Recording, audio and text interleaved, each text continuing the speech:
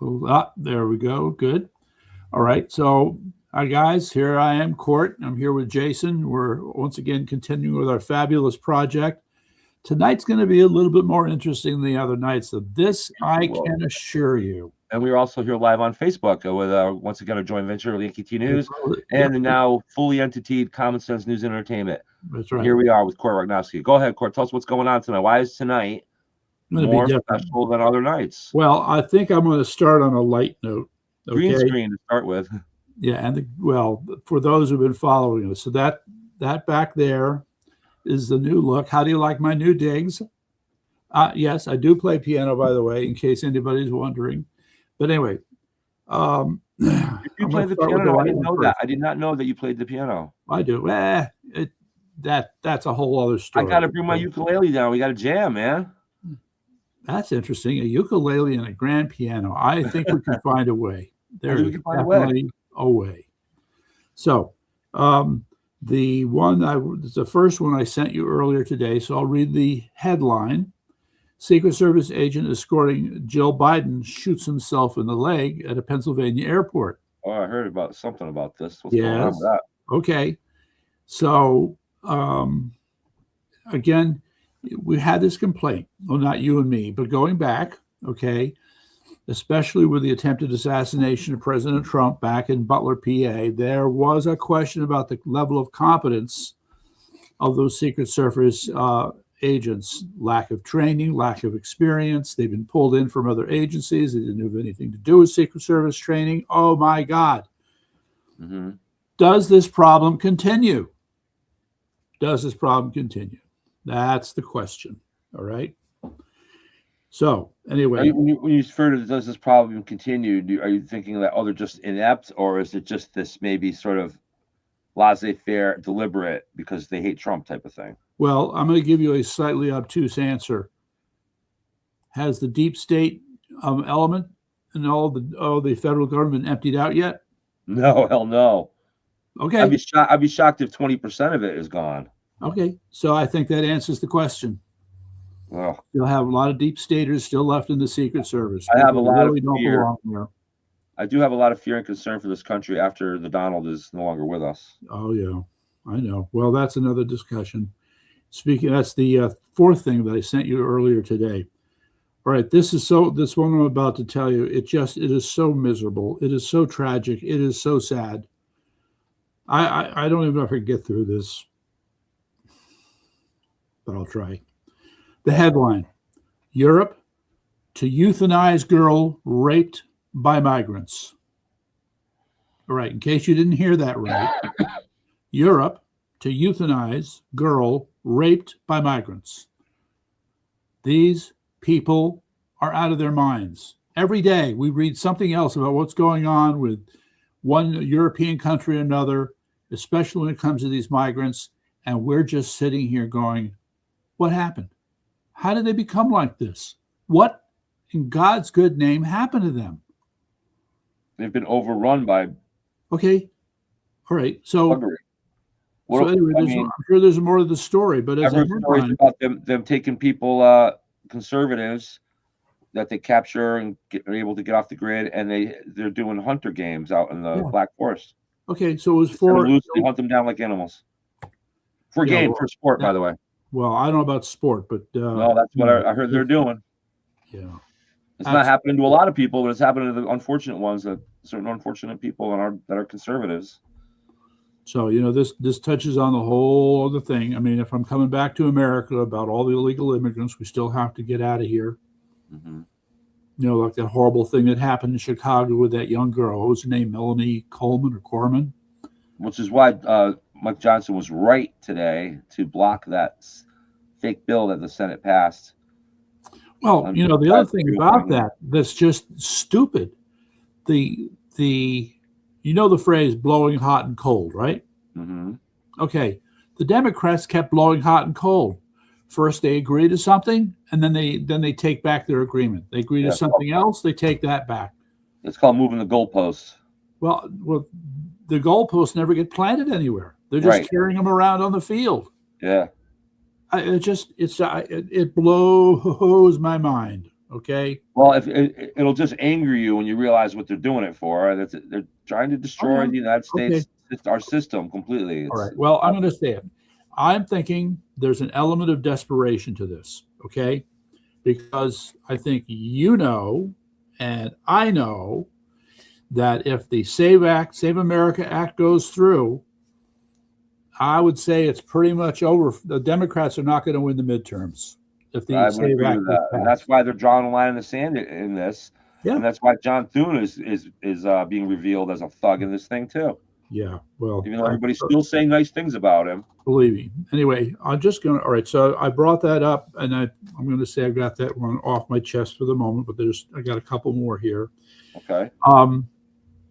Yeah, for the Do you have adoring the- public. For the Do you adoring have public, the are you ready? Sharia law? What? People in Idaho demanding Sharia law in Idaho. Do you have that one on your list? No, I sent that to you yesterday. Yeah. Didn't I? Okay. Yeah, Yeah, we didn't right. talk But about yeah, it. part of the same stupid. But It's the this same is thing. what they do. This is the kind of stuff that Muslim migrants have been doing around the country since day one. They've realized that they don't have to engage in violent jihad. They just have to use our political system because it's composed of too many people who want to be nice. We want to be nice to the foreigners. We want to be welcoming and Don't open. want to be accused of being discriminating. Yes, that too. Okay, so they're just taking advantage of it, left and right, and I don't see it stopping anytime soon. Although we do have to say, at least with respect to Texas, it was called Epic City. I don't know if you remember Epic City. Yeah, we talked about it, though we should remind our listeners what it's about, Okay. what it is. So that has been turned back, and at least I think Texas has taken a first step towards banning Sharia law. And yeah, I'm afraid you look. If I may point out the obvious, in Sharia law, it's fundamentally antithetical to and in conflict with our Constitution. It should not be too hard to pass a federal law banning Sharia law. That's correct. For all the obvious reasons. All the obvious reasons. Okay. Even beyond, even if you take the Constitution out of the equation and just look at basic human decency, basic morality, Sharia law is you can say that, but, that. Okay, you can say that, but it's unhuman, it's evil. Sharia law has to be understood from a legal point of view. And if it's about the law, it's about the Constitution. That's correct. Yeah. But over and beyond that, it is an evil system. All right, so let me float. Okay, I want to float this other thing for you. Remember, all right, so you're not a fan of Steve Bannon's War Room, are you? I haven't seen a lot of. I can't say enough to say whether I'm a fan of it or not. I'm going to have to send you. You need a daily diet. You need your daily dose of Steve Bannon's War Room. Okay, because I see Steve Bannon as someone who was pretty loyal to Trump but got railroaded pretty hard and now is bitter. Not at all. Not at all. Okay, maybe I'm wrong. That's why I don't know. No. I mean, he is the heart and soul. He's the face of the populist movement in America. Modern populism. He came from a working class family in Virginia. Okay, an Irish Catholic working class family, and he knows those roots. He's lived those roots. They are still a part of him. All right. So when he's looking at this country and everything that's going wrong, his first concern is what is happening with the quote average working man. Okay, that's what he's all about. In other words, he's what Bruce Springsteen pretended to be. Thank you. Okay. Yep. Okay. So all of that said, the model, if you will, the model in terms of well, all right, let's try it this way. If we're going to talk about the 24/7 network for Connecticut Common Sense News and Entertainment, the Bannon, a lot of time to fill. Okay, the Steve Bannon War Room is a business model. Okay. It is something to be emulated if you want it to be self-sustaining and profitable and a business. So Is yes, he running a 24/7 thing? His main broadcast is, I think, 2 hours a day. Well, it's actually what's happening is expanding. So there's 2 hours in the morning. Yeah. 2 hours. So from 10 to 12 in the morning, from 5 to 7 at night. Okay. He's added another hour because of the fight over Sharia law in Texas. Well, you can be sure that as the midterms come up, he's going to be expanding even more coverage for that. Good. Right. And he's built out a crew. He's got his own networks. And also the War Room works closely with Real America's Voice. So that's a bigger organization that's closer to what you're envisioning. All right. Okay. But that's the world. That's the network. That's the place you need to be. Okay. If you want to think in terms of what we're going to do here. Right. Okay. So that said, one, let's send you the link. Two, you got to watch the past episodes are all right there. You just scroll down. It's crazy. It's episode 3,566. All right. Now watch 64. Selena and I are only on 89. We got a long way to go. What? Selena and I are only on number 89. Yeah. Okay. 89. Right. Well, there you go. It gives you an idea. Got a ways to go. Okay, but we're catching up though. We should be numbering ours. We should be numbering ours. Information readily available. We should be numbering our episodes. We should be numbering ours. Yeah, well, okay. Like about 25 by now. Something like that. Yeah.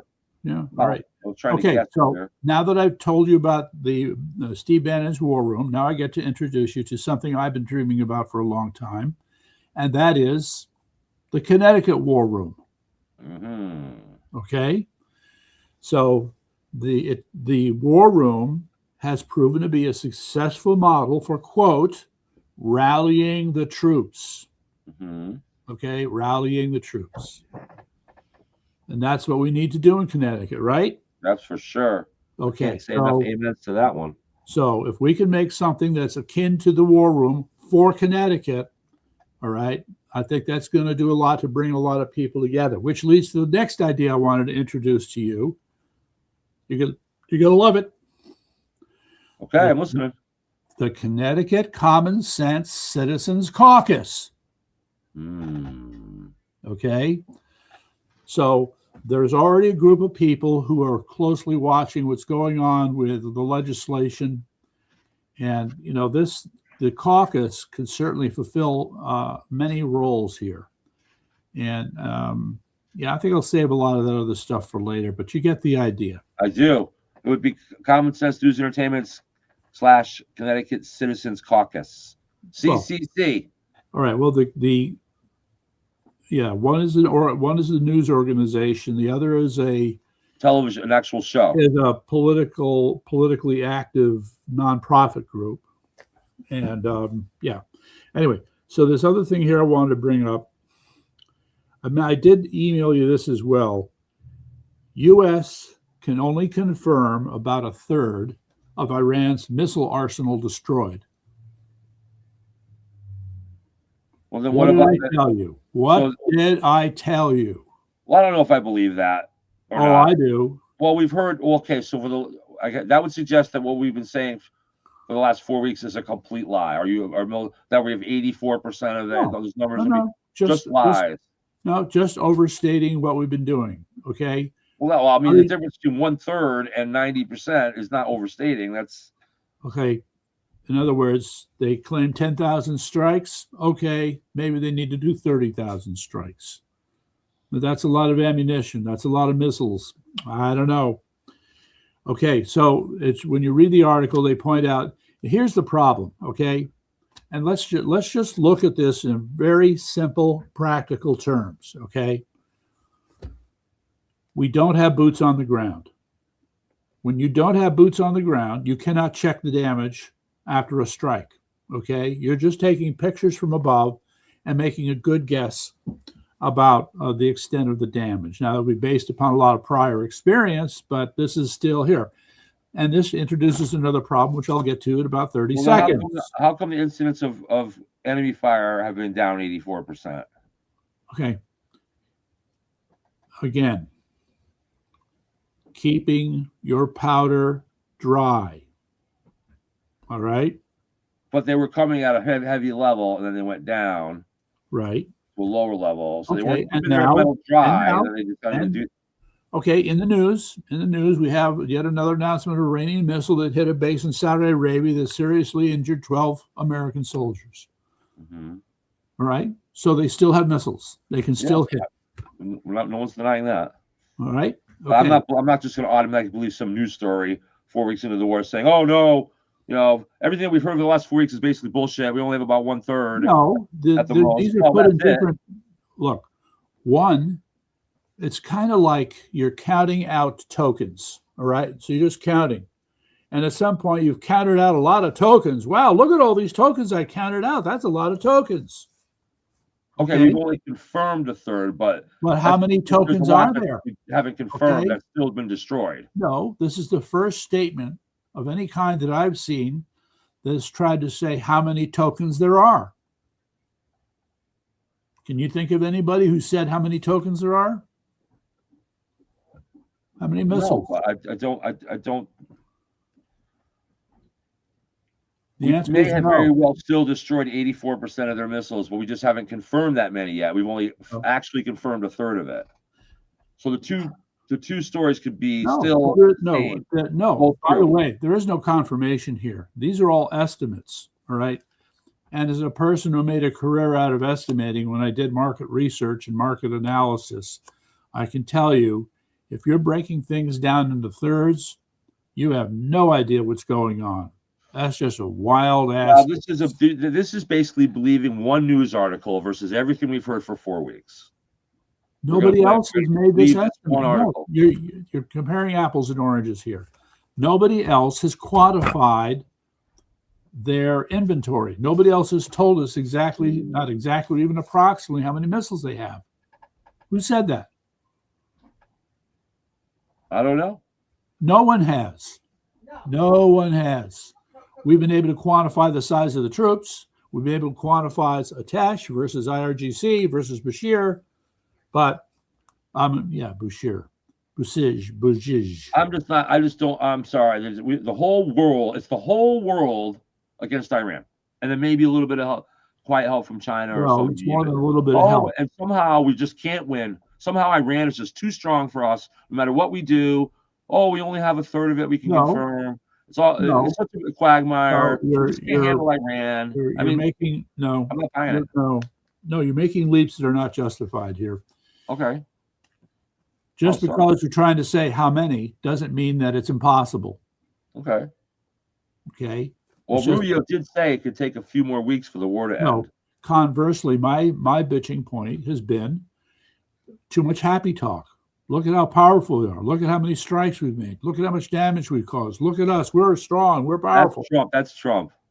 Okay. Well, one of the things I love about Donald Trump, though, is this. Yeah. He talks about the war just like the guys in the bars talk about it. Oh, it's great to see all those ships at the bottom of the ocean. Sports bar. Okay. That's good. That's great, man. Good. Okay. Yeah. Well, meantime, though, in terms of military planning and what you need and what you still got to do, who knows? All right. No, I know. I know this isn't an easy thing, but okay. Yes. And I'm going to make the same point again. The Iranian government, the Islamic Republic, is reconstituting itself. So what have we not seen before, which was just rolled out tonight? Any idea? What? All those lovely little Toyota pickup trucks with soldiers in the back brandishing guns, parading through the street. What? Are we seeing them now in our satellites? Yes. I mean, I was trying to get the clip up so I could show it to you, but I'll have to send you the link somehow. Here, okay. I don't know. I can't. I tried and tried. Boom. Yeah, well, that'll come later. Don't worry. We'll get to it. But right now, okay, the point is that they're getting their act together where they're able to, and they showed this Gabilov, who's supposed to be the new supreme leader, out in the street talking with people. Okay, and look at that. He's still alive. We haven't killed him. He's popular too. Well, he had some people out there. They do have followers. You got to understand. You can, even with 5% of the country supporting you, you can still muster a rally where you have a lot of people, and it makes it look like there's a lot of support. Yeah, if you're a scumbag like Pritzker from Illinois, you can have a press conference in a park in Chicago, make it look like it's wonderful. Yeah, we have a woman slaughtered there a few weeks later. I'm not sure I'd equate Pritzker with the Islamic Republic, but I would. Okay. Okay, so anyway, the point is that this is the first time now we've seen a display of force by the Islamic Republic in their own streets. First time we've seen this display of force. Okay, and it's a display of force that is meant to intimidate the Iranian civilians. Mm-hmm. Okay, so the first question you have to ask when you see things like this is, why now? Why now? Why didn't you do this last week? Maybe you should have done it next week. So why are you doing it now? Okay. And there's no obvious answer. Maybe now it's when they're concerned or they're getting intel on their side that we're about to put the people out on the street. They'll tell the people to come out on the streets. Well, close to that. Okay, so all right. On that point, let's review. We have the 2 Marine Expeditionary Forces coming. There's talk of a third. There is going to be a ground war. The Iwo Jima. Okay, and the some, not all, but some elements of the 82nd Airborne. And now talk of 10,000 more troops plus, wait for it, drum roll, dramatic pause. Yes. Armor, like tanks. Yeah. Oh. Okay. That's the first time that anything that's like a tank has been mentioned in anything I've read. Okay, first time. All right. So what does having tanks mean? Ground war. Close. There's going to be a ground war. Invasion. What? Invasion, as in you have an objective. You're not necessarily just going to set up shop. You intend to conquer something if you're going to use armor. Okay, good.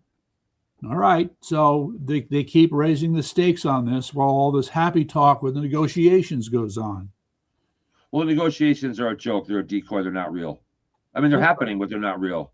If you look at the difference between what they're asking for and what we're asking for, yeah, it's, I mean, there's why this is happening. I think Trump's just buying time to get our military into place. And let me just say, and again, in the big picture, that now that this has started, and now that we're finally trying to eradicate the earth from this mullah that's been around for 47 years, we better finish the job. And if that means a few years, or it means more troops, if it means whatever it means, probably building an international coalition would be the best route to light it on our resources. But we better not stop. And really, this mullah, this regime better not exist when this is over. If we let them survive this. Yeah, I know. And I think they're quite aware of that too. I mean, for what it's worth. Now that we're in it. We may not like the fact that we got to send in ground troops. We may not like the fact that it's taken a little longer to eradicate them than we would like. The Iranian government has probably been preparing for something like this for the last 47 years. Probably wondering why we haven't done it sooner, quite frankly. Mm-hmm. And so they're ready for it. And right. And your point is well taken. It's the last part of this battle will be hard, but mm-hmm. the American people better understand that this is a just war, and we got to stick with it now. Right. Leaving it alone would be worse than starting it in the first place. We'll be worse off than we were when we started. And then we'll be dealing with Iran with nuclear weapons, because that if they get a chance to survive this, that they will accelerate their efforts in building a nuclear arsenal. And now Russia and China may be more inclined to help them under these circumstances. So we better finish the job, period, whether you like it or not.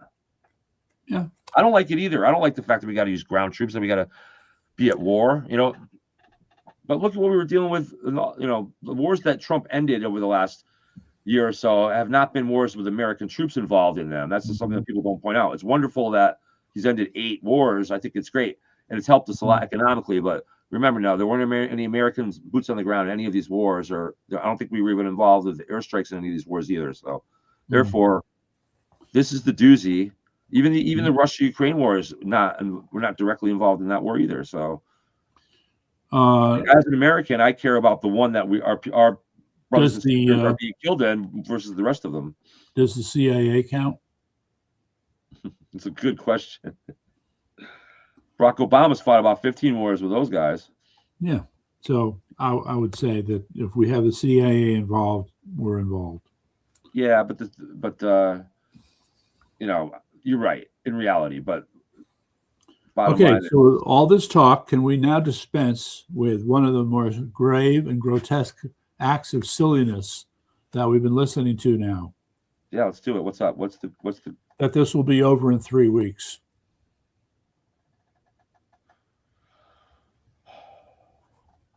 Well, how long has it been now? 4? This weekend's 4, right?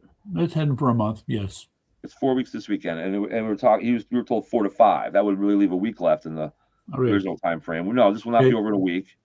Right. So I think one of Trump's biggest downfalls, and it's not doesn't make him a bad person, but what it does is, well, one thing that annoys me about President Trump actually is he loves to brag about himself, and I too like to brag about myself once in a while, but I've never seen somebody take it as far as he does. It's always, I don't think you can do a speech without saying how much he won the last election in a landslide. I'm pretty sure he has more money than us. Yeah, he does, and I love Donald Trump. I love the man, but here's the thing: to go on TV and say we're going to have this wrapped up in 4 or 5 weeks, on time and under budget. I mean, that works. That's right. Yes, it works great when you're building a building somewhere in a peaceful place, but when you're dealing with a 3,000 or 1,200-year-old theocracy, maybe Trump should have been a little more speaking. Hey, look, I don't know how long this is going to take, kind of thing. Like Trump tends to. I believe the word is circumspect. A little more circumspect. A little more circumspect would be good for the president. Yeah, and so now that might put him in a little bit more hot water politically than he ought to be over this. But that doesn't change the moral righteousness of this war. To me, this war is more righteous than anything since World War II. One of the more memorable moments was when a reporter asked him a question. He said, "Well, no, I'm not planning any troops, and why would I tell you?" Okay, it's more like maybe yes, maybe no. Why would I tell you? But he says, no, I'm not planning any troops. Well, maybe you're not, but Pete is. Well, in the past, when we'd hear about the George Bush or any president talking about, being asked questions about boots on the ground and whatnot, what's going on, I used to listen to these press guys. I think, how the hell why would you answer that question? The enemy's just got to watch your television, and they got us licked. Trump is the first guy who's come along and say, "Hey, I'm not answering that." I'm not gonna. I think it's great that he's like that, but I just think you're right. A little more circumspect would be good. This will probably drag on for a few more months. I still don't see it as a year lasting years. All right. Well, I'll go out more than they am, and Iran is only so big. There's so much that can be. If we do it right, which I think Hegseth is on the right path, and I think that if we do it right, who's on the right path?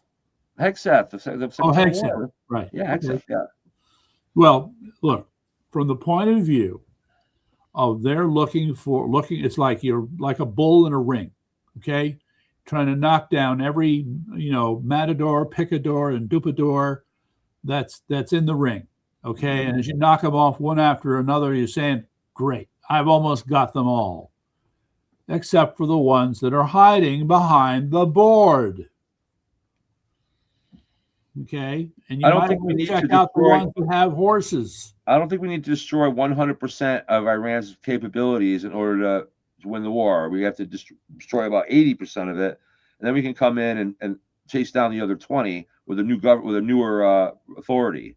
So it's not, if we're 33% of the way there, and we need to go to 75 or 80, then I guess we're going to need a few more weeks or a couple more months to clean up the job. And we're probably going to need some kind of invasion or boots on the ground, and again, probably only to take a certain amount of territory. I don't think we need to take the entire country, just a certain amount of territory, which would be then considered a safe ground for citizens to form their own army or their own resistance. And then this thing morphs into more like a civil struggle with our help rather than we're directly involved.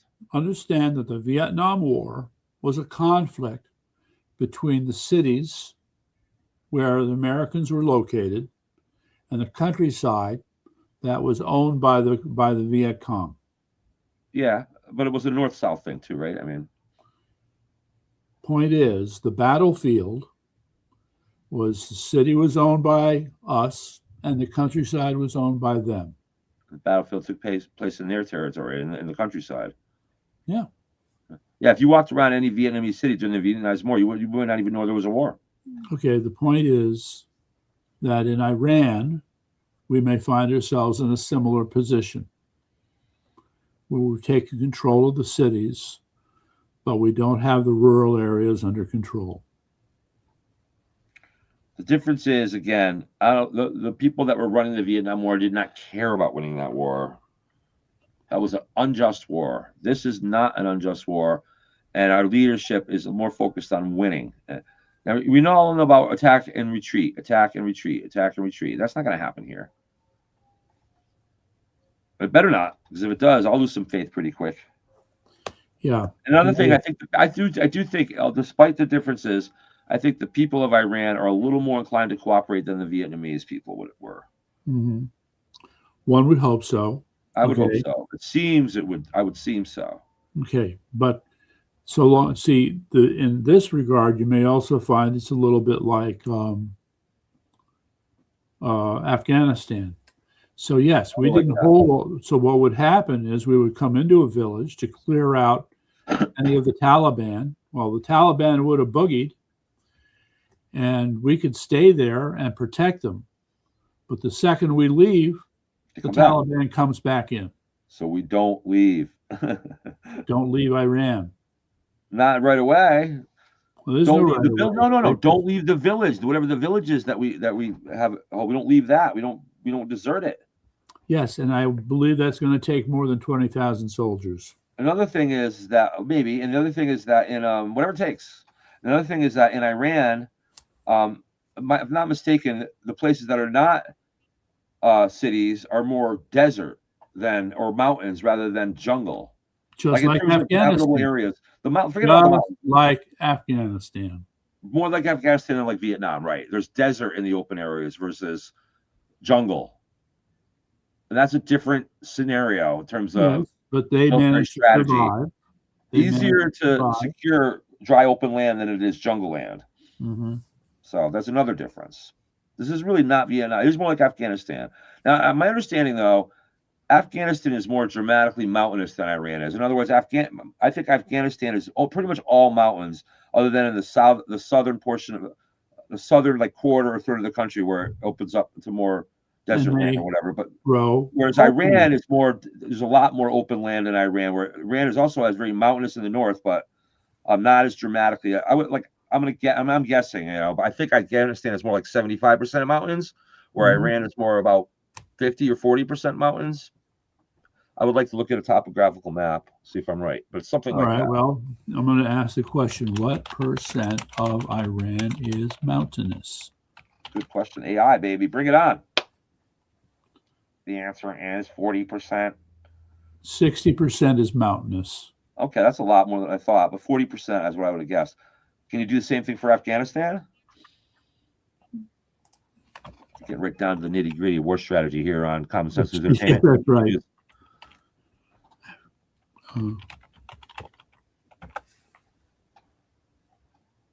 70%. Not bad. 75%.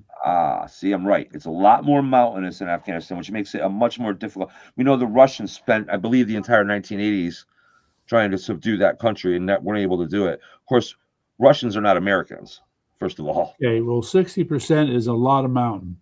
It's still very dramatically mountainous in Iran. That's true. That's a lot of land that we're going to have trouble. If you're the mullah, that's the area you can count on. And if you want to drag out this war against the United States, that's from which you can do it. A better chance of doing it. I don't think they have much of a chance. Now, I'll bet you 90% of the Iranian population lives in that 40% of non-mountainous land, because the mountains are not well populated. Anywhere. They don't have to be. Those mountains lead right into the Himalaya mountains. Those mountains in northern Iran and Afghanistan are the western portions of the Himalaya mountains, I believe. All they have to do is hold on to their missiles, move them into the mountains, launch some periodically. And by the way, drone technology will help us as well in eliminating some of that concern. Yeah. If we don't take care of the supply chains that they have right now, such as what I mentioned through Tajikistan, all that's going to do is, enable any kind of insurgency or guerrilla movement to last for a very long time. Well, I am 100% in support of this effort. However, my support can slip quickly if I start to get the feeling that we're just breaking our toys and playing tinker toy, and this thing starts to turn into this forever war that everyone's saying it's not going to be. You can see, like, I mean, I would give it a year, but after that, you can see my support start to wane, because there's no, with the kind of technology we have now. I mean, the Russians didn't have drone technology in the 80s. We just discussed the landscape and the differences. If we can't wrap this thing up within a year, and that's pretty reasonable, and I'm talking about wrapping it up to the point where we have some type of provisional government that's showing, dominance in the country, and that the mullahs, if they still exist, are hiding out and been reduced to, insurrection type attacks here and there versus any kind of organized front, like watching a foreign minister on TV. We won't see that anymore, that kind of crap. Once we have it to that point, I think within a year, and I think you're right, I think we're going to need more than 10,000 soldiers to do that. But again, this is where international help is needed. This is not an American battle. This is a world battle against these people. Yeah, and guess what's not happening? That. Right. Not yet. It takes time. It blows my mind. So there's no record of any country offering any boots on the ground troops whatsoever right now? There's got to be some. That's right. Really? Nobody? Nothing? Well, Israel would. Well, they're a little engaged right now. They already have some agents messing around there in the northern part of Iran. Right? We talked about that. And then they got a large contingent in Lebanon. We talked about that. We did talk about that. I think President Trump would be wise to show some patience here and work on the international coalition front. So at least we have some, maybe other Arabian troops to go along with us in this effort, or at least some European help. It's again, in this fight, it's really they are the first line of defense. And we're really protecting them more than ourselves, because they're the ones that are in firing range, and they're the ones that are faced if Iran's going to conquer the world, they're going to get to us. Ultimately, they have to go through Europe first. So that's where the solution here lies. The solution, if this is just the United States alone fighting this thing, which I don't think it is. I really don't. I think we have allies in this thing, but as far as boots on the ground, maybe not yet. But I think Trump should spend some time with diplomacy among our allies here. I'm sure they're doing that, but if the rest of the free world is turning its back on the United States right now for this thing, then guess what? We're in a lot of trouble. Even though we're the most powerful nation in the world, we probably can win this thing on our own without help from the rest of the world. That doesn't leave a very good map after, even when this war is over. It's us as the lone wolf, really. Yeah. Well, the other part protecting the world. Maybe we better dig down in the Western Hemisphere if that's the case. The other part I don't like is if you follow the bouncing ball with respect to how the news is being doled out drip by drip, we're not being shown the whole picture. Okay? The picture is being made a little bit larger, a little bit larger, a little bit larger. Okay? So eventually the public will be aware. They will finally realize, oh, yeah, there is this country called Tajikistan. Oh, yeah, they're sending parts and wholly assembled drones to Iran. Oh, yeah, right. Oh, yeah, Tajikistan's working with China, too, to bring more materiel into Iran and help them fight us. Oh, yeah, that's right. Yeah, you did say something about Russia's satellite network and Russia's electronic warfare systems, which are very good, by the way. Oh, yeah, we'll hear about that. Oh, yeah, the Houthis. Yeah. The Houthis are going to try and block off the Red Sea. Yeah, okay. There's a point at which you have to be able to take in the whole picture. All right, so here's the whole picture. This is World War III. It is. It's here, whether we like it or not, and we better fucking win it. And if it takes 5 years now, okay, and if based on what you're saying is true, then my 1 year time frame is over. Right. So here's the problem. Now, whatever it takes, and we better be ready to fight. Jason, you have a bad attitude. No, it's reality. It's the reality. It's a bad attitude. Okay, and I don't like it any more than you do. Okay, There are two solutions to this problem. One is a bad solution. One is a good solution. Okay, what's your good solution? Well, give me your bad solution first. Okay, the bad solution, which we really have no choice but to do, is the military solution. You have to break things and kill people. Yep. That's bad. That's a good solution. Okay. Even if the people who we have to kill are bad, it's still a bad thing. It leaves a bitter taste in people's mouths. They don't remember it well, okay? The good solution... When we kill bad people, we don't care what they remember. Okay. The good solution, which is much, much harder, is the political solution. Okay. All right? And again, as we follow the bouncing ball, it's very easy to go with all the boastfulness, all the hubris about how well we're doing militarily, but not pay attention to how poorly the political solution is coming along, when it's the political solution that's going to be the answer. I think, okay, right, in 2026, the political solution is ultimately what we want for the answer.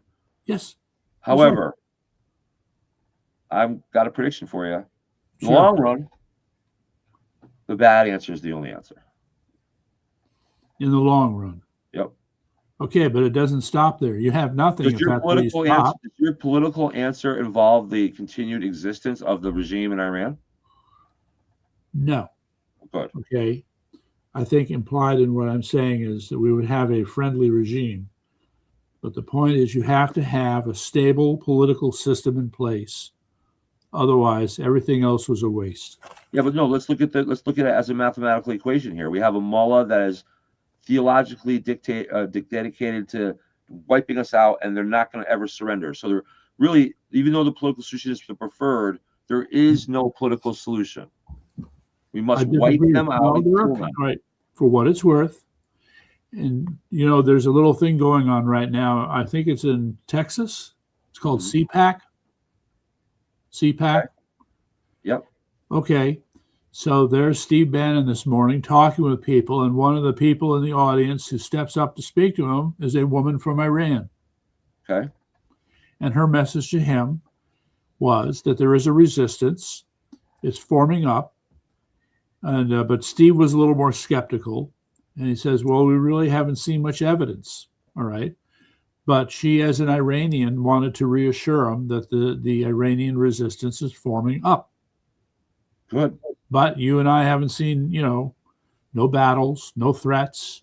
Well, if it's forming up, not even any propaganda. If they're forming up, social media that talks about how they're going to fight the mullahs. If they're forming up in a country where the mullahs are still in control, we wouldn't expect to see them publicizing themselves to be killed. They're doing it stupidly. You can do it online, okay? You can do it online, but they haven't done anything as far as. So I don't know. You know, part of it is, I hate to say it, even in a moment like this, that there could be infighting within this Iranian resistance. Now, by contrast, you have to understand that when the mullahs took over in 1979, they referred to themselves as the resistance to the existing regime. Okay, and they've kept that image of themselves as the resistance ever since. So people aren't buying it. Well, okay, you can say not buying it, but that's how they see themselves. And so the IRGC, the Bashir, the Hezbollah, Hamas, the Houthis have all been part of this resistance, as they call it, okay? But in the last year, we can see how they've fallen apart. Hezbollah has taken a heavy hit. Hamas has taken a heavy hit. Awesome. The Houthis have had to lay low, okay? Bashir guys are getting killed. We're seeing defections from IRGC. We're finally taking it to them, just like the cartels. What? We're finally taking it to them, just like the cartels. Yeah. Okay, we could say that, but the sense that they are really making progress. All right, let me try it another way. Let me try this. This is a stage in a fight. You watch a fight. You got the good guy and the bad guy in a movie, and now they're throwing punches at each other. All right. This is the moment Clint Eastwood and Patrick Swayze. Whoever, okay? But this is the moment where the good guy is kind of standing over the bad guy, but the bad guy manages to throw a couple of punches that kind of knocks the good guy back. So now the good guy is kind of going, oh, I got to get my act together so I can throw some more punches. Bring the sledgehammer. Boom. Okay, well, brains all over the ground. That's it. That is where we are right now. Okay. Mm-hmm. Us getting ready to throw some more punches, better known as when the troops finally land and the armor rolls out and all that good stuff. That's when we start to throw some real punches. And they'll get some punches in, but they'll never defeat us.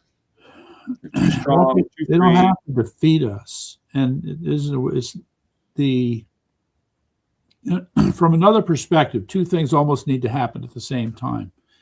At the same time that we continue to put more pressure on them and destroy more of their military assets, we need to see more evidence of, okay, well, I'm going to finish the thought. More evidence that the civilians are going to start to fight back. Mm-hmm. But you know, and this woman, when she talked to Steve Bannon, she wanted to assure him that Iranian boots are already on the ground. That's what she wanted to say. Okay. Maybe she's telling the truth. Well, I mean, she could be telling the truth. And again, I come back to my earlier points. They should be able to publicize what they're doing.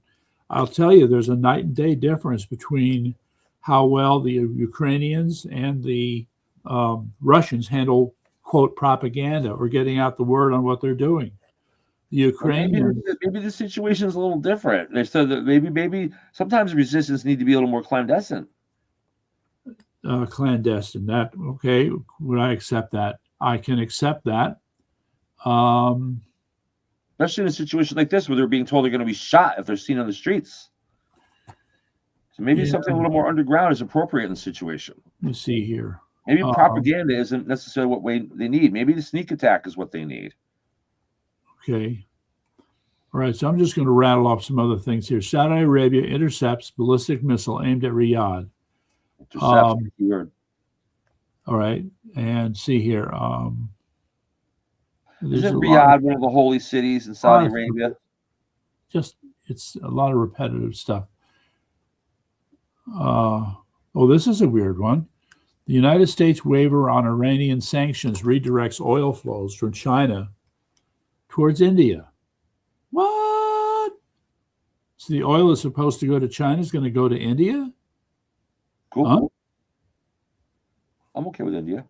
Well, whatever that's all about. Oh, and the other thing is, so here, I'll tell you, a huge trump card in this whole discussion, Turkey. What does Turkey do? So Iran, what did they do? They cut off gas to Turkey. So are you going to get Turkey on your side that way? I don't think so. Probably not. No. Okay. So that's another little tidbit we all have to pay attention to. So let's see if human nature is so funny how, all these countries are probably rooting for the United States to do this thing, but none of them have the balls to stand up and help. Just like in Connecticut, everybody's rooting for MAGA and rooting for the red, but most people don't have the balls to stand up and go out and participate in changing it. Same thing. Well, participation is many things. I mean, I'm just going to mention as an aside, one of the other things that you and I should look at organizing in the next month or two is we'll call it, for lack of a better term, we'll call it a conference, a conservative conference for Connecticut. Mm-hmm. All right. There are so many people out there ready to speak. I mean, where would I even begin to look? On Facebook, for example, you'd be surprised at the number of conservative groups there are now. There are, Connecticut against ours. Yeah, Connecticut against Ned Lamont. Connecticut for Donald Trump. Take back Connecticut. And others I can't think of right now. Conservative, Connecticut Republicans. Yeah, and us, as well. So I find it interesting that these groups, and they've just popped up recently, but we seem to go through these phases. Now, I told you about Telegram, right? A little bit. Yeah. Okay. So Telegram is this incredibly potent messaging system. If you were to look it up, here, I'm going to send you that link too. I got to make a note. Make a note. Telegram. It's also a hotbed for scammers too, so be careful. Yes, it is. That is true. That said, you have to sort them out and focus on the ones that are real, legitimate. Yeah, that's right. So let's see. So all right. So I got to remember to get those to you. And what was the other thing I want to hear? I want to pull out a couple more things here. Let's see. Houthis threatened to get involved. Right, we know this. Then here's a note. This Galabaf guy acts only with approval from the gay Ayatollah. There you go. Aren't they going to throw him off a building? Not yet. Give it time. Give it time. See, now this is what it's interesting, the type of misinformation that goes out when there's a war going on, because I just heard a story recently about how the Houthis are ready to, join in, to put down their arms and give up and, help become economically viable. That's completely the opposite of what you just told me. Mm-hmm. So, it really comes down to just, we don't know really. Yeah. The stories are convoluted, and the truth probably lies in between. Like you say 1/3, they're saying 84%. It's probably 50%. The truth usually lies somewhere in between. Things are probably going better than what you're hearing from the pessimists, but maybe certainly not as well as we're hearing from the Secretary of War. That's usually how things shake out in life.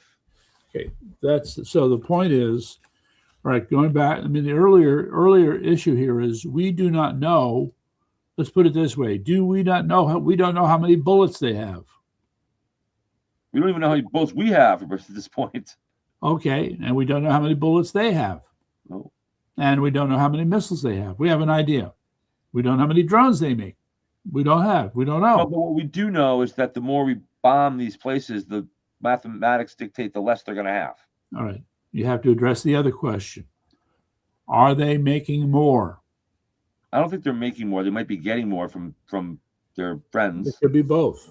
Okay, it could be both. Because this comes back to the other point. Let me go back to let me make this other related point. I had said earlier, we cannot tell for sure, once we've bombed a facility, how much damage we've really caused. So I'm going to say, and since we don't have boots on the ground, but they do, they're able to get out to that site after it's been bombed and recover whatever is usable. So we can say, yay, we destroyed this site. Meantime, they've recovered what's still usable from there. Well, some of the videos they're showing look like those places are pretty well blown up. But I get your point. Not all of them are probably been completely destroyed. How many thousand? 10,000? But that number stopped going up, by the way. It was 7, 8, 9, 10,000. Now it's sitting at 10,000. Are we up to 15 by now? We should be. Yeah, at some point these numbers become meaningless. Okay. And if we're saying that the story lies in between, that would suggest that our own Department of War is lying to us directly when they say some of these things. And I don't know if I want to trust them, so I don't know. Yes, I mean, I have to recognize that some of these things I'm watching amount to propaganda of one kind or another. I understand that. I see that. I accept that. Yeah, me too. And one example of propaganda, which I think was probably put out by Mossad, makes a big deal out of the fact that the IRGC is running low on water. It's a dry country to begin with. It is. And now the notion that they're having trouble providing bottled water to their troops. Do they pipeline in their water in some places? I bet you they do. I don't know. It's an interesting topic, though. I found this other video that talked about agriculture in Iran. And yes, they have a problem like we have, but only worse. And that is where they tap these aquifers. So they suck a lot of groundwater out to irrigate the crops every year. Mm-hmm. And the aquifer is able to replenish itself from rainwater and other groundwater over time. But if you're going to use up that water at a rate faster than it can be replenished, yes, it's going to go down and down and down until you can't use it anymore. So in America, we have something called the Ogallala Reservoir Aquifer, and that's been seriously depleted out in the Midwest. All right. Here, I forget the name of it, but they have an aquifer that they've been using for agriculture, and it too has been seriously depleted, even more so than ours, and it's not being replenished anywhere near at the rate ours is. Okay, so their ability to grow crops, their ability to access water is getting harder and harder for background. So if that's the case, then maybe it's harder for them to supply water to their troops, possibly. Lucky for them, the mountains carry more water than the desert does. Yeah, well, I'm sure there are probably other sources, and but then what happens now is you have to devote more time and resources to getting water just to fill your basic needs. That's good for us. So you know what's an interesting fact about water that people don't realize? What? That on Earth there is a certain volume of fresh water on the Earth that is a fixed number, and it's the same all the time. In other words, water is never created and it's never destroyed. It only changes form and changes location. It's the same exact amount of water. So we talk about there being a water shortage. There's just as much water as there always has been. It's just that where is it and how is it in the sky? Is gas? Is it is it in the lakes? Where is it is the question. Water, there's always the same amount of water. All right. Can't create water or destroy water. Well, accessibility then would be a problem. Accessibility and availability and the form that it's in and how to, keep it in a place where we can drink it. Essentially, that's the battle. If you want to save the world from waters, there is no such thing as a water shortage. So available water shortage. When did you study chemistry? I studied oceanography and I studied topography. I studied geology pretty deeply actually in college. So how about the hydration of compounds? No, I'm not. No. I'm not. That wasn't my major. Was history. So okay. So hydration of compounds. You said water. That's hydration. Yeah. Okay. So one of the means for storing water is to hydrate it with minerals. Okay. That keeps it in its form. All right. So you have rock salt, right, for your driveway. Mm-hmm. You sometimes use calcium chloride. Yeah. Yes. Do I use it? No. No. No. I just watch where I'm walking. Well, all right. Some people use calcium chloride. You can buy it at the store. Mm-hmm. All right. And what will happen is that calcium chloride will over time become rock hard. Okay. Do we know why it's become rock hard? Because there's no water in it. The moisture in the air has bound to the calcium. Right. Any idea how hard it is to drive the water off from that calcium to return it to a powdered form? Probably difficult, I suppose, huh? Oh, very difficult. I've tried. Okay. Very high temperature for a long time.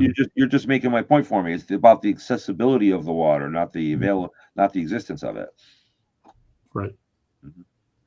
And so that would be an example where it becomes hard to get a hold of. Anyway, let me see there's some other tidbits here just in case we've got. Yeah, we're going to wrap it up here in a minute or two. So you got a couple points you want to throw at us before we. Yes. So the U.S. deploys autonomous speedboats to the Persian Gulf. Oh, we have our own. We have our own little small speedboats with guns on them. Yes, we do. Who would have thought? No. These are autonomous. Okay. They're autonomous. Autonomous. They're robots. They're sea drones. Even better. Okay. Well, you don't have to worry about troops being killed. Okay. So, this leads to a general point I'd like to make about the American military. Okay. You're a World War II buff, right? I'm a fan. Yeah. So did you ever read about the submarine war in the Atlantic in 41, 42, 43? A little bit. Well, check it out. I mean, the Germans had the upper hand in that, from what I understand. The Germans absolutely had the upper hand. Yeah. They had produced hundreds of these U-boats, deployed all throughout the South Atlantic, the Caribbean, what's now Gulf of America, you name it. There are places off the coast of New Jersey and even, I want to say Cape Cod. I have to double check, but there are sunken U-boats all over the place, if you will. Okay, but the point is, I'll put it to you this way. In early 1942, the Germans were beating the crap out of us by sinking boats left and right. And the Americans and the British were desperate to come up with methods to sink these boats. And one of the things that we did not have at the time were sonobuoys. Mm-hmm. Okay, so when the sonobuoy was rapidly developed and deployed, that was a critical part of turning that situation around, baby. Mm-hmm. Yes, it was. And so the point is, up to that time, America was looking at the fight with Germany and saying to themselves, hell, we could lose this. Yeah. Little known fact. Before the Germans invaded, when the German menace was looming in Europe in 1939, 1940, you had students at Oxford University taking bets on who was going to win. And do you want to know what the pool was at Oxford? What was it? 7-1 in favor of the Germans. Yeah, I'm sure. Okay. Make some money. Britain's own finest, thinking their own country was going to lose. 7-1 odds. Well, they were probably, that was right around the time that they're when did this happen? 1942? Which? These polls you're referring to. I think it was more like 1941. Well, 1942 is when Europe was completely under the control of Hitler, except for Britain, and Britain was being bombed at that time. So I can understand why the. So I understand that America. Pessimism must have been abounds. Okay. So also, I should point out, after Japan invaded, up until early 1943, Japan was eating our lunch. Yeah. Okay. So we were losing to the Germans and the Japanese in 1942. Uh-huh. Looked pretty grim. Well, with that, right. I got to wrap it up. Yeah, great. Happy ending there. All right. We're at the end. Okay. So good show. Good talk. I like the in-depth. I like the big picture, but I also like the in-depth analysis. So yes, we're gonna be back tomorrow night. All right. That's right. Okay. Okay. All right, everybody. All right. Talk to you later. Ciao.